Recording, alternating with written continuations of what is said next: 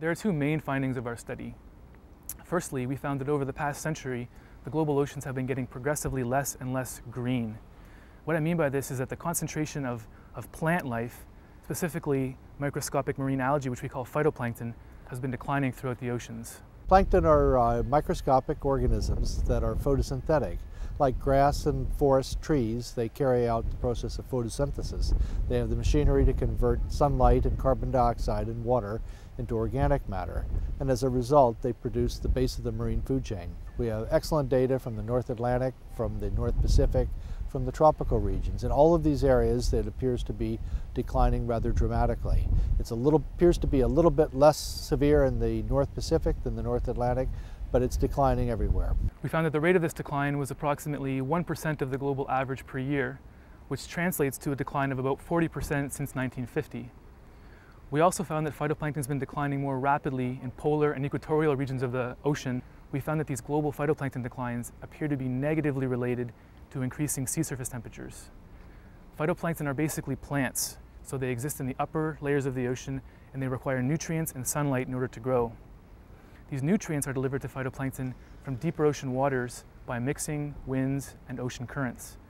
What we think is happening is that rising ocean temperatures are making the ocean more stable, which is limiting the amount of mixing, limiting the amount of nutrients delivered to phytoplankton, which is adversely affecting their growth. So in order to estimate phytoplankton trends over these long time scales, we analyzed a unique collection of historical data which was collected on board marine research vessels over the entire 20th century. The majority of these data are measurements of ocean water clarity, which is measured by what's known as the Secchi disk. The Secchi disk is a very simple oceanographic instrument.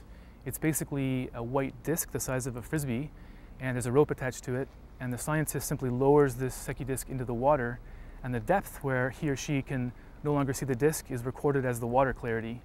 Disappearance of the Secchi disk correlates with the concentration of phytoplankton in the ocean, so it's a very good indicator of the concentration of algae in the upper ocean. We combined the Secchi disk data with additional data, and by doing this we were able to construct a large database of almost 500,000 measurements which extend all the way back to the year 1899. This is a very valuable database because the majority of data that scientists are currently using to estimate global phytoplankton trends is collected by satellites. And while this satellite data is of very good quality and very useful, it only extends back continuously as far as 1997, which is a very short period of time. In order to really understand how global phytoplankton is changing and the drivers behind this change, we need to extend this record back further through time. So by combining these historical measurements with more recent data, we were able to extend the phytoplankton record back by over a century, which is the real value of our work. They produce all of the organic matter in the ocean that feeds everything else that we know it. The small shrimp, the large whales, everything in the ocean depends on the activities of these phytoplankton. It's as if you reduce the concentration of crop plants that feed people. They affect our global climate and they affect our fisheries, so they have economic effects as well.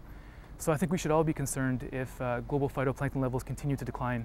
Phytoplankton are the foundation of the marine ecosystem, the fuel on which it runs. So changes in their abundance will ultimately affect everything higher in the food chain, including humans. We should be concerned that phytoplankton are declining and taking whatever action we're able to ensure that levels don't continue to decline.